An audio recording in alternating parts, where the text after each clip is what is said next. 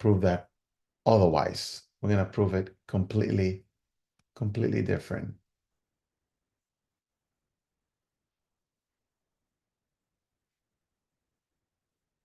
Prove that otherwise. We're going to prove it completely different. Okay, so YouTube is now ready to go.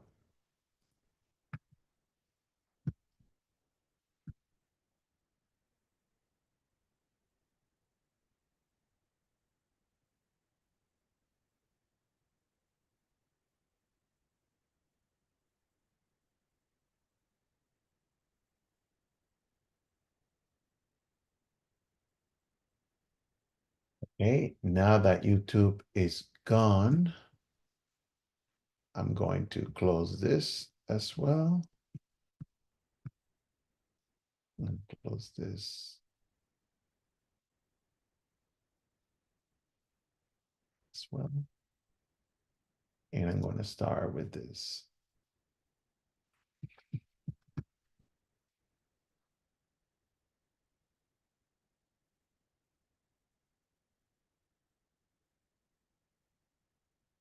Thank you, friends, for your patience. I'm going to prove that the Egyptians, they live in the Nile. Okay, my friends, I think we are ready to rock and roll. We have secured all the microphones and the chat. That way there's no interruption. And I believe I'm going to be on Spotlight. There you go. Boom. Welcome, friends. My name is Talon Acosta. I am dressed like a full-blown Egyptian. And the tour today, it's called From Noah to Mizraim. And we're going to see the connections of what today we call modern Egypt and actually the descendants of Noah. We're going to see that connection. So feel free, relax, and let's learn a few things, or let's have a good time. So you friends know already the story about Noah and the flood, and how his family helped him build this ark. Experts say that according to um, the Bible calculations, it may have taken Noah from 40 to 50 years to build the ark as we know it. But before we go into the nitty-gritty of the tour, I just want to tell you a little bit about us. That's me in the middle. That's my friend Jose on the other side. And here is Josue. And this company, My Global Tours, is made out of three friends that decided to build a tour company. And our goal is to take friends to Bible lands so that they can see that the information found on the Bible is actually accurate and it's trustworthy. We believe in what the Bible says, but when we are standing in front of something that the Bible talks about, it definitely brings that home. So remember, when you travel with us, you are family. All of our trips, one of the owners is going to travel with you, and you're never by yourself. And another thing you should know is that our wives travel with us as well. These are three companies altogether. This was the first one, the one that you probably met during the pandemic, My Virtual Bible Tour. This is the company that's promoting the tour that you're seeing today. And tomorrow, on Monday, I, Stalin Acosta, will be presenting the 10 plagues, but this time it will be from the angle of one of the Egyptians who left with Israel as a mixed company. We have a fantastic tour for you tomorrow. It's the same Zoom ID as today. However, instead of 8, it's going to be at 9 tomorrow. All of you are invited. Come and join me in listening to the 10 plagues, but now from a person from the mix company. It's an interesting angle of presenting the 10 plagues. So I hope I can see you tomorrow at 10. Friends, if you go to our YouTube channel, you're going to find a lot of tours related to Egypt, and they're all free. So please head on to our channel, go to YouTube, and inside the YouTube, you type My Virtual Bible Tour, you type Egypt, and you're going to see at least 10 recorded tours that you can watch for yourself from the comfort of your home. However, if you're visiting New York City, we can give you the tour about the 10 plague, but from the Metropolitan Museum of Art of New York City. We have 3 tours there. We have the 10 plague of Egypt. We have When in Rome, which talks about the first century Christians and the things that they have to endure. And from Adam to Jesus, we're going to show you all the artifacts from the time of Adam and Eve to the time of Jesus. It's a fascinating tour, and I think you're going to enjoy it. For those of you who have not been at the Met in New York City, let me show you a short video so that you can get an idea why is this the largest museum in the United States. Hey there, museum lovers. Ever dreamt of traveling back in time to ancient Egypt? Well, buckle up, because today we're diving into the Met's stunning collection of ancient Egyptian artifacts. The Met houses around 30,000 pieces of ancient Egyptian art. Yep, you heard that right, 30,000. These treasures date back as far as 300,000 BCE, stretching all the way to the 4th century CE. From elaborate tomb statues to intricate jewelry, every piece tells a story waiting to be discovered. The collection is a result of the Met's groundbreaking archaeological work in Egypt, which kicked off in 1906. For over 30 years, they uncovered a treasure trove of artifacts, sparking a wave of fascination with ancient Egyptian culture. Now picture yourself standing before an awe-inspiring statue of Pharaoh Hatshepsut, like Joseph or Moses did, or marveling at the craftsmanship of golden jewelry that the Israelites took with them. The Met's collection features everything from grand temple decorations to everyday items, giving you a glimpse into the daily life of ancient Egyptians or the descendant of Jacob. And if you're feeling a bit lost among the hieroglyphs, don't worry. We've trained tour guides ready to make your journey through history as smooth as a sand dune. These experts bring the past to life with fascinating anecdotes and insights that'll leave you wanting more. So, why not take a break from the usual and dive into a world of mummies, pharaohs, and ancient wonders? Head over to the Met and immerse yourself in one of the world's most impressive collections of Egyptian art. Trust me, it's an adventure you won't want to miss. Thanks for watching, and don't forget to like and subscribe. Please share this with friends and family for more museum gems. Yep, that's what you get if you come to New York and you need a tour guide. We are there to serve you. Another thing, friends, that you should know is that we, in addition to the museum, we are also traveling to Bible lands, and we have 2 trips. One of them is to Egypt, which is going to be in about a month and a half. And the other one is to Greece. Let me show you the videos of what you should expect if you come with us in person to these trips. My Global Tours takes you to witness one of the most powerful empires of the Asian world, Egypt. Come, walk through history and follow in the footsteps of servants of the past such as Moses, Abraham, Jacob, and Joseph. Experience and touch the evidence that attests to the fulfillment of biblical prophecy. Immerse yourself in its history, its music, and its rich gastronomy. Come with us and live an unforgettable experience in Cairo, Aswan, Abu Simbel, Edfu, Kom Ombo, and Hurghada.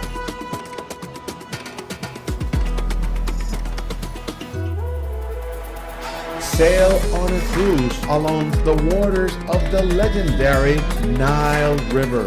Visit Luxor, where you can enter the Valley of the Kings and see the tomb of the pharaoh Tutankhamun. Immerse yourself and touch the Red Sea. And visit the imposing pyramids of Giza.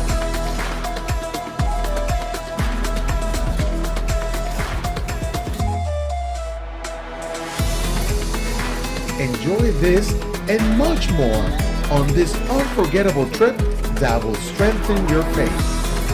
Because when you travel with us, you are family. Egypt awaits you.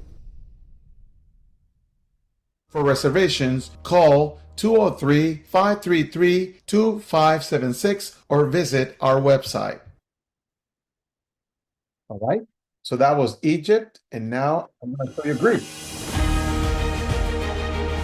My Global Tours invites you to travel straight to the heart of Greece. Immerse yourself in a rich culture full of history, music,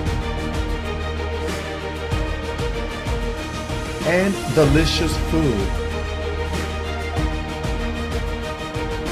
Travel back in time and relive the biblical events that shaped the course of humanity. Come, join us, and live and be touched by the history in Athens, Thessalonica, Rome, Corinth, and also visit the country Bethel facilities. Plus, venture out on a 3-day cruise and visit Ephesus, Patmos, Mykonos, Santorini, and much more. Explore the past, touch the present, discover Greece.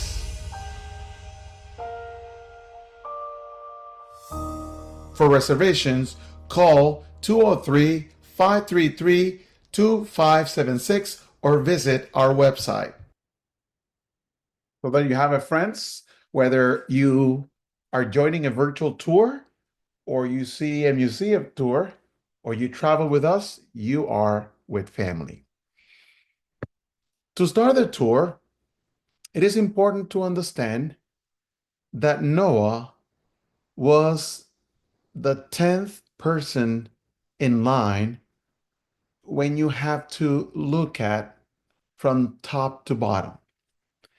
In this diagram, you can see that Adam, who lived 939 years, is only surpassed by Methuselah, who you see here, who was Noah's grandfather. Methuselah was the father of Lamech, and Lamech was the father of Noah, who lived 950 years. So if you think about this, the people who lived the most on the earth was Methuselah with 969, followed by Noah, 950, followed by Adam with 939. The flood will change the world, and only Noah's children will survive. He had 3 boys, Shem, Ham, and Japhet. And you're going to notice how their descendants will actually fill the earth exactly as Jehovah promised. Genesis chapter 7, verse 7 through 9, it says that it was Noah along with his son, Noah's wife, and their son's wife. They were the ones who went on to build the ark. So it wasn't Noah himself, it was Noah's family who actually did the building.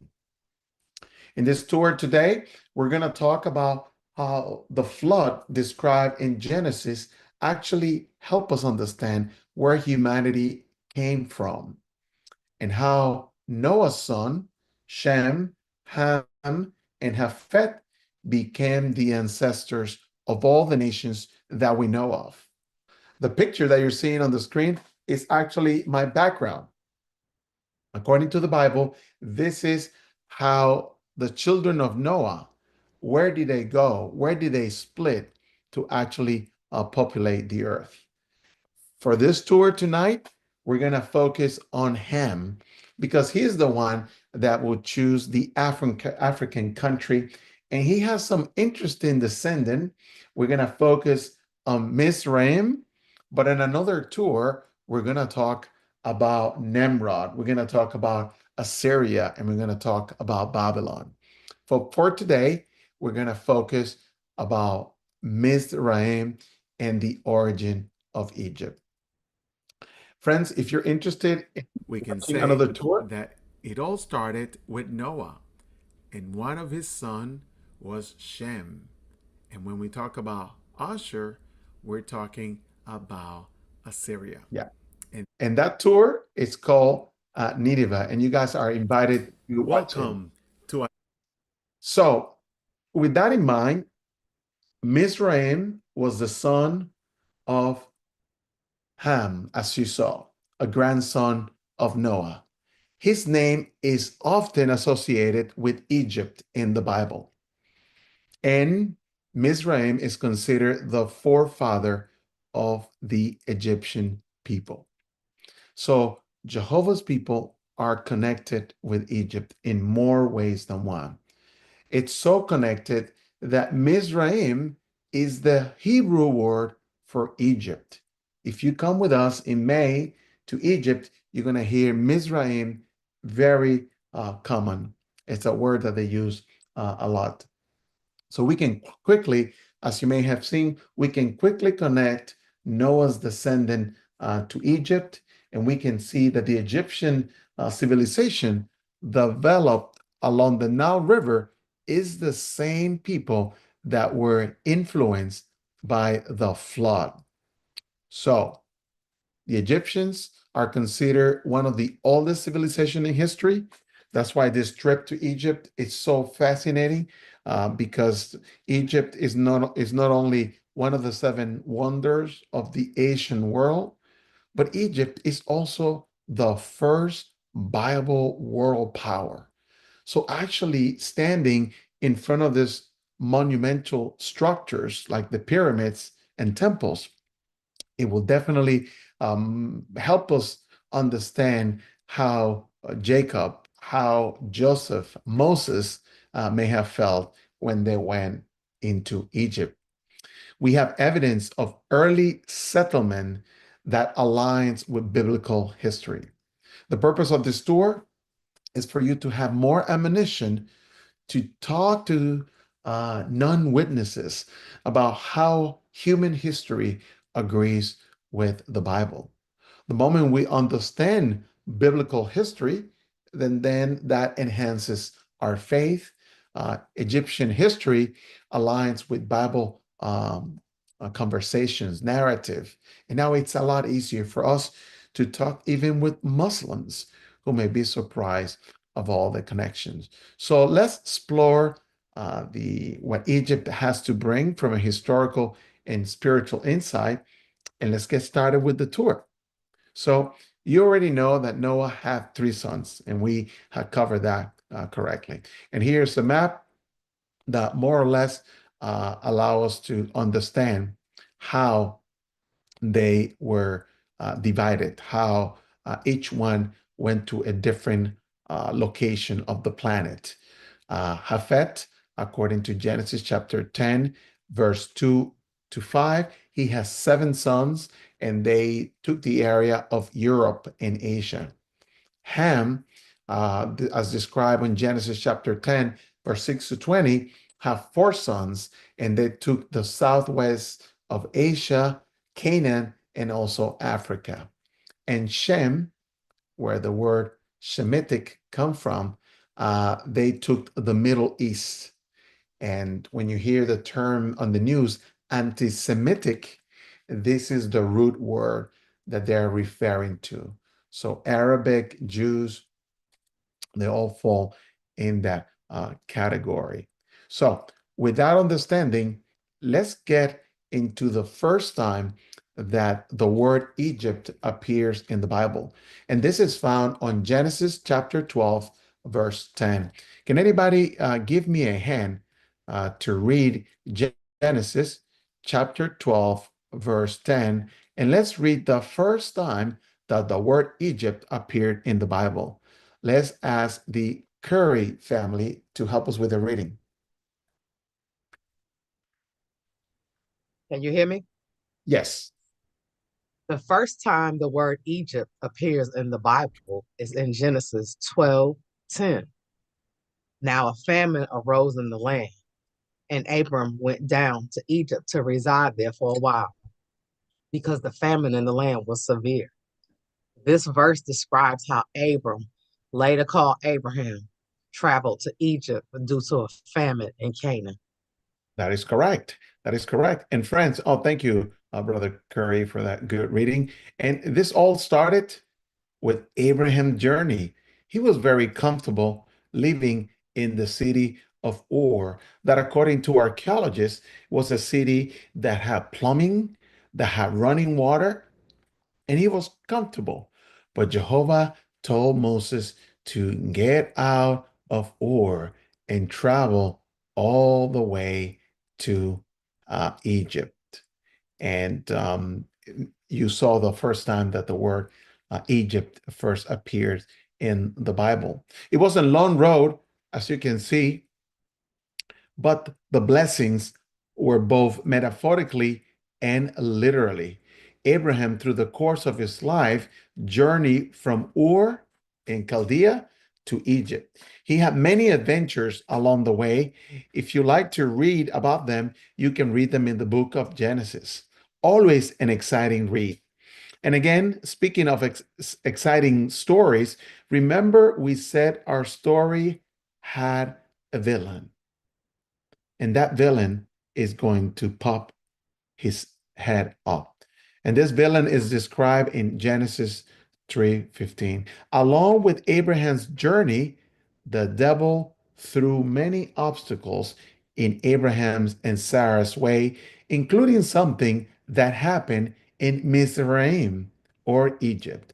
Can anybody help me read Genesis chapter 12, verse 14 and 15, and let's see what happened in Mizraim and what can we learn from it. Let's see. Let's call Stephen. As soon as Abram entered Egypt, the Egyptians noticed that the woman was very beautiful, and the princes of Egypt, of Pharaoh, also saw her, and they began praising her to Pharaoh, so that the woman was taken to the house of Pharaoh. Wow. Talking about something that ruins a road trip quicker than when your wife gets to be kidnapped. But that's exactly that's exactly what happened to Abraham. But Jehovah's going to do something. He always come through his friends, and let's see what he will do. And this is the point that I'm trying to make tonight. Let's go to Boston. Our friend from Boston, Monica Bordoy. Oh boy. Okay. Then, oh, wait a minute. Sorry. Then Jehovah struck Pharaoh and his household with severe plagues. Oh, I think I just lost you. severe plagues because of Sarai. Oh, okay. Okay. Yeah, because of Sarai, Abraham's wife. So Pharaoh gave his men orders concerning him, and they sent him away with his wife and all that he had. Thank you, Monica. Good reading. So, friends, the first mention of the word plague happened even before the 10 plagues. The interaction of Jehovah's people in Egypt has always been with plagues. And this happened way before the 10 plagues. So Abraham continued his way. And you know what happened after Abraham and Sarah, they had a child, and so forth and so on. And you have the 12 tribes of Israel. And one of Jacob's son, Joseph, he is sold as a slave. And again, the family finds itself in Egypt. Again, for a famine, the same uh, situation that happened with Abraham. Tomorrow at 9 p.m., I'm going to be showing the 10th plague of Egypt. But this time, Joseph, which is the spelling of the name Joseph in Egypt, will be actually narrating the story of the 10th plague. And the story is going to end, it's going to start when the Israelites and a mixed company are crossing the Red Sea. That's how the tour is going to start tomorrow. So I hope to see you tomorrow. It's a fascinating tour. We're going to start the tour after crossing the Red Sea, and an Egyptian is going to narrate what it meant to him to survive the 10th plague. So hopefully I can see you tomorrow. Can anybody help me let me read this section. Do you know? I see Ed solve. Solve. That's Sauve, but that's close enough. Solve. Biblical archaeological study material remains as cities, inscriptions, and artifacts to better understand events and context of the Bible. Its goal is not to prove the Bible, but to provide historical and cultural context. Excavations in Israel, Egypt, Mesopotamia, and Greece have confirmed the existence of cities such as Jericho and Babylon, as well as figures such as King Hezekiah. Thank you, Ed. Thank you very much. So, friends, the story today is that did the Egyptians know about the Hebrews? Did they know about Noah? I hope you see the connection. We're going to be using many of the artifacts on the museum mentioned before so that we can prove our theory. Okay. The first stop is actually the museum in El Cairo in Egypt. This museum has artifacts over 3,500 years old, and it tells a story of the time that the Israelites were in Egypt. It's the year of 1513, and God's people, the Israelites, are slaves in Egypt. What would you see if you were to live there? But take a look at this question first. According to the Bible, what is the first Bible world power according to history? And I see that we have a lot of hands. Maybe those hands, they probably wanted to read. And let's ask Robin. That would be Egypt. Egypt, that's correct. Let's travel to Egypt and let's see what both the Israelites and everyone who was a slave may have seen 3,500 years ago. Let's watch.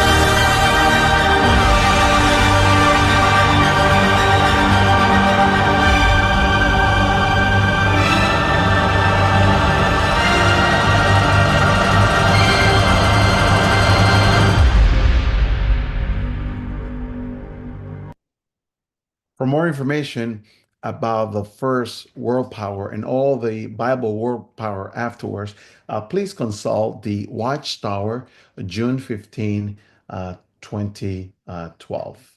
Right now, we are on world power number 7, right here at the bottom, but Egypt was the first one according to the Bible. And this magazine and another one for 2020 describe a Bible world power, any nation that try to destroy Jehovah's people. Actually, is the May 2020 is the one, the story article number 19 defines what a world power is. No, not by the GDP, the gross domestic product, but by two major factors.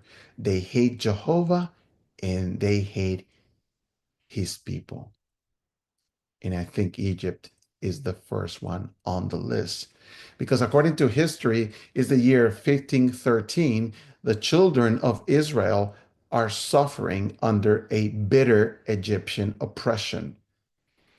And this becomes critical when the Pharaoh actually orders all the Hebrew babies to be destroyed.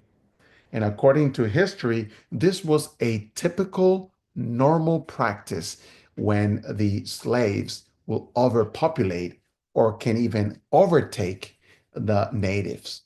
And many countries have done that in recent years.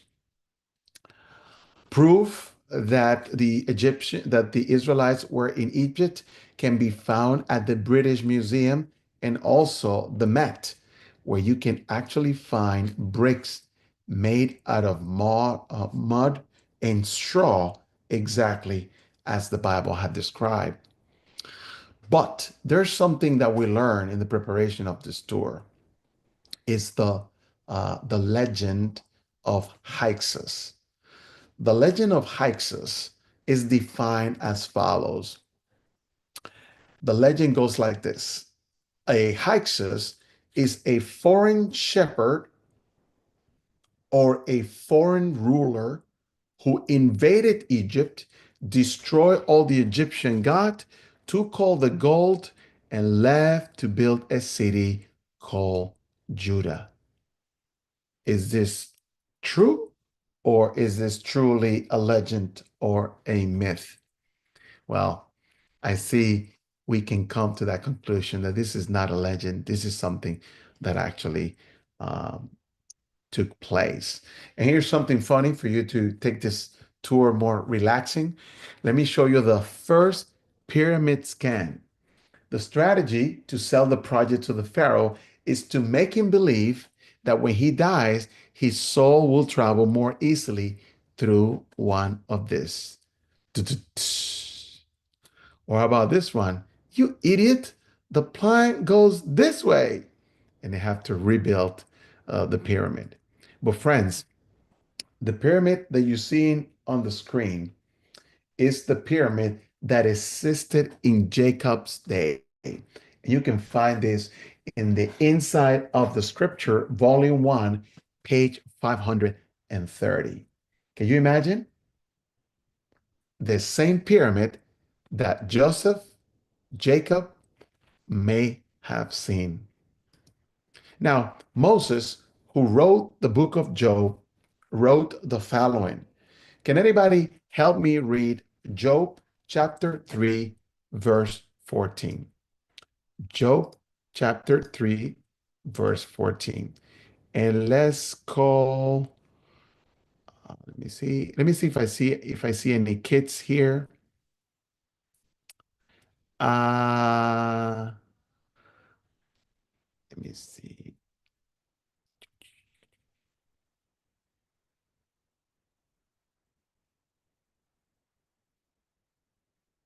Give me 1 second.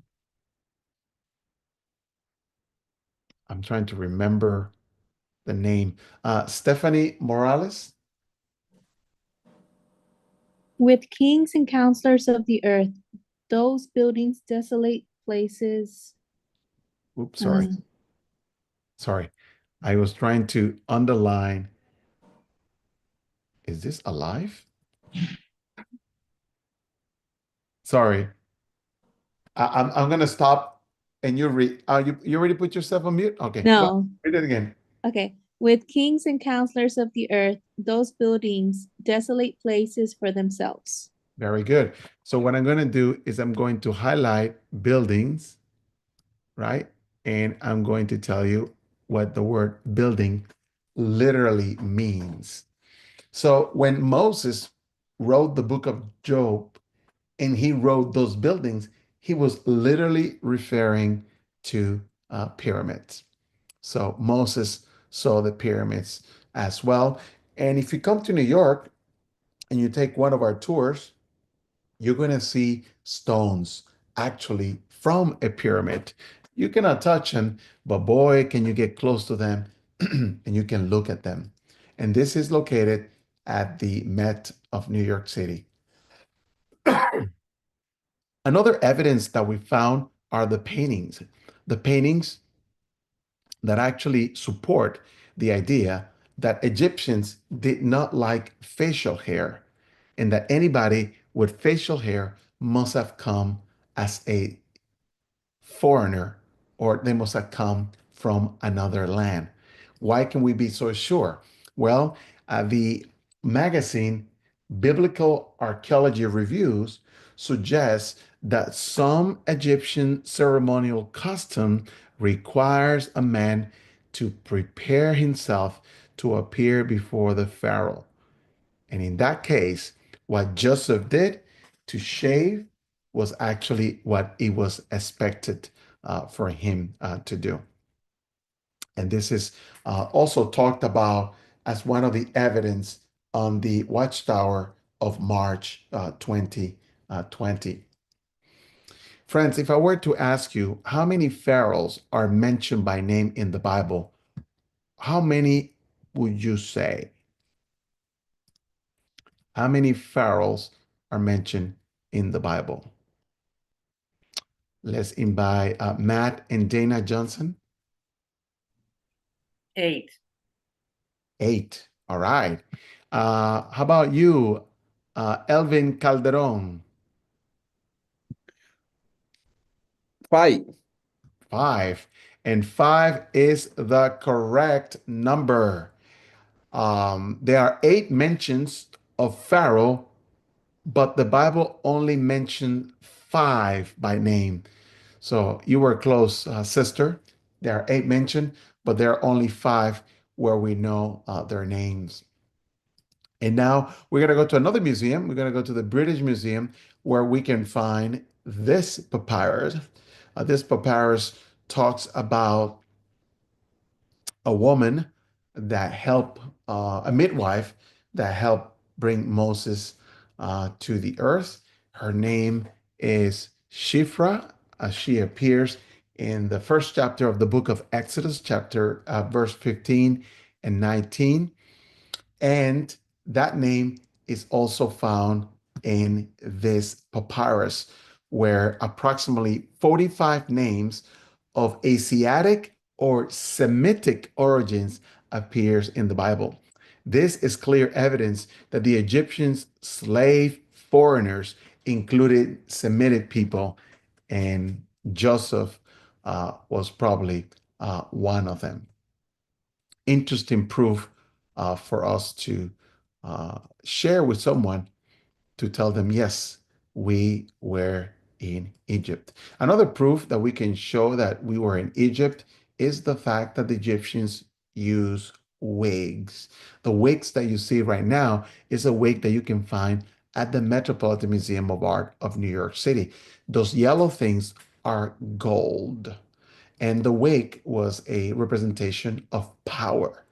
That has not changed a lot because if you go to England today, you may find that judges or anybody in the court have to wear a wig as well. And here in the United States, until a given year, those people in court, especially the judges, have to wear wigs because of the British influence, but now we know it was because of the Egyptian influence. Another evidence, friends, that we can connect with the Egyptians are the mummified bulls that are found at the Museum of Natural History in New York, and also you can find this in Washington, D.C. This connects with the story that when the Israelites left Egypt, they crossed the Red Sea, and 90 days after they crossed the Red Sea, they built a statue of gold representing this bull. And this bull can also be found at the Louvre Museum as one of the items the Egyptians were to worship. Another gift that the Egyptians have given us is actually the cross. Yes, what you see here is the original Egyptian cross, also called an ankh, and Ankh. And this appears at the end of the name of one of their pharaohs, Tut Ankh Amun. Tut was his original name, Ankh, which means eternal life, and Amun of Amun Ra was a powerful god to the Egyptians, the one represented by a ram that the Israelites needed to kill in order to save their firstborn. That cross, which was the first human cross in human history, has now evolved into a series of crosses, including what today we call the swastika. Of course, this one looks a little weird because this is the Indian swastika. Hitler will take the Indian swastika and he will flip it so that he can use it as the sign for his party. So yeah, Egyptians have had a great influence all the way till our day. Friends, the point of this tour is to show you the many connections that Egypt had with Jehovah's people, to also prove to you that Mizraim is actually the Hebrew word for what today we call Egypt. And if an Egyptians deny that the Israelites were ever there, we have plenty of proof that we have more in common than we have differences. Friends, I would like to talk a little bit about this slide. What events occurred in the day 14 of Nisan? 14 of Nisan. Let's see. Oh, I see Kimberly. I see LaRonda Davis. I see Shelly Carter. Uh, Let me see. Let me call Haiti Solares.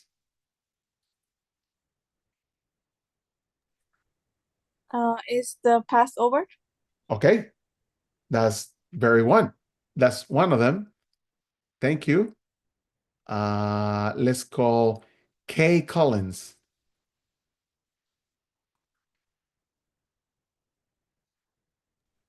I'm sorry. I had my hand up for the other one. What was the Okay, not a problem. Not a problem. Greer, Also the memorial. the memorial. Yes. One more. One more. Uh, Maria Alvarez. That would be the pact with Abraham. There you go. Ladies and gentlemen, Nice and 14 is a big day. We started the campaign yesterday, and I hope you went all out like we did. We didn't go out today because we have a threat of tornado, and the meeting ended at 3, and they expect the tornado to hit us around that time. But tomorrow, we're going to go back in the field to talk to others about this important day, Nice and 14, where many things took place. So if you didn't know, now you know. The pact of Abraham, the Passover, and Jesus' memorial, or the anniversary of his death. One more question for you guys. How many columns guided Israel? Was it one or was it two?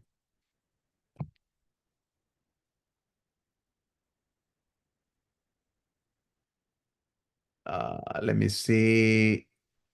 Lori. There was one that came in the front and then in the back. Yes. One, in the day, it was a column of fire, excuse me, a column of cloud, and at night, it was a column of fire. And that column defended Jehovah's people from being attacked by the Egyptians when they chased after them. Friends, there are many, many more evidence that the Egyptians knew Jehovah's people, that they are connected to Jehovah's people. We now know that Egypt is part of the history. They don't want us to be part of their history because they are ashamed of what happened to their God. And I would, because Jehovah did a complete humiliation of his enemies. Jehovah vindicated his sovereignty, and Jehovah liberated his people on Nisan 14. So the next time you hear Mizraim, now you know we're talking about Egypt. We're talking about one of the first world power according to the Bible. Come tomorrow and join me in the fascinating story of the 10 plagues, but now being told by someone who was a believer of the Egyptian gods, but maybe after plague number 7, he changed his mind and he said, you know what? It is obvious that God is with these people. Well, friends, thank you very much. That was the tour that I prepared for you friends today. I hope to see you tomorrow. Get a good night's rest. Continue supporting the campaign. We love you very much, and we hope to see you in another episode of my virtual Bible tour presents. I'm going to leave some information on the screen. You know what you need to do. And I thank you very much. Let me know if you have any questions about the material that we presented today.